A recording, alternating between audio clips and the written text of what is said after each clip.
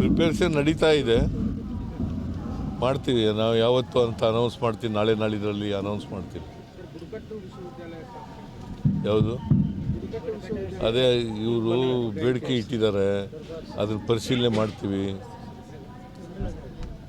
ಬುಡಕಟ್ಟು ವಿಶ್ವವಿದ್ಯಾಲಯ ಮಾಡಬೇಕು ಅಂತ ಬೇಡಿಕೆ ಇಟ್ಟಿದ್ದಾರೆ, ಅದನ್ನು ಪರಿಶೀಲನೆ ಮಾಡಿ the government will take A decision. Metro ದರ ನಿಗದಿ ಮಾಡೋರು ಯಾರು? ನಾನು ಚೇರ್ಮನ್ನ. ಚೇರ್ಮನ್ ಯಾರು? ಕೇಂದ್ರ ಸರ್ಕಾರದಿಂದ ನೇಮಕ ಆಗಿರ್ತಕ್ಕಂಥವ್ರು ಚೇರ್ಮನ್ರಾಗಿರ್ತಾರೆ, ಅವರು ಮಾಡೋದು. ಅವರು ಮಾಡ್ತಾರೆ. ಈಗ ಯಾರವನು MP ತೇಜಸ್ವಿ ಸೂರ್ಯ, ಅವನು ಬೇಡದಂತ ಹೇಳಿದ್ದಾನೆ. ಗೊತ್ತಿಲ್ಲ ನನಗೆ, ಇನ್ನೂ ನಾವು ಅನೌನ್ಸ್ ಮಾಡಿರಲಿಲ್ಲ.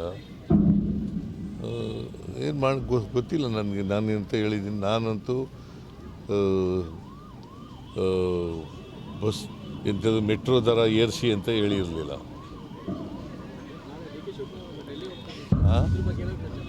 ಏನಪ್ಪ ನಂಗೆ ಗೊತ್ತಿಲ್ಲ, ಅವ್ರನ್ನೇ ಕೇಳಪ್ಪ. ಅಲ್ಲಿ ಅವ್ರನ್ನೇ ಕೇಳ್ರಿ, ನನ್ನ ಕೇಳಿದ್ರೆ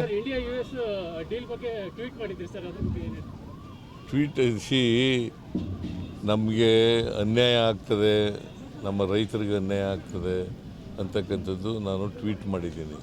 ಈಗ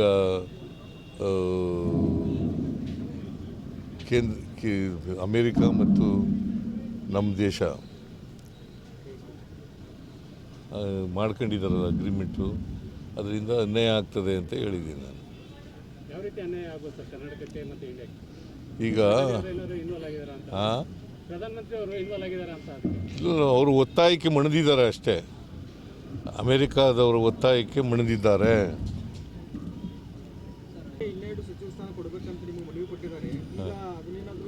ನಾವು ತೆಗೆದಾಕಿದ್ವು ಅವ್ರಿಗೆ, ನಾವು ತೆಗೆದಾಕಿದ್ವೇನ್ರಿ?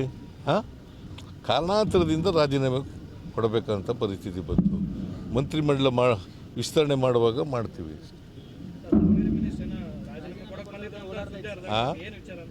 ಏನಪ್ಪ? ಇಲ್ಲ ನನ್ನ ಹತ್ರ ಬಂದೂ ಇಲ್ಲ, ರಾಜೀನಾಮೆನ ಕೊಟ್ಟೂ ಇಲ್ಲ. ಅವೆಲ್ಲ ಸತ್ಯಕ್ಕೆ ದೂರವಾದವು.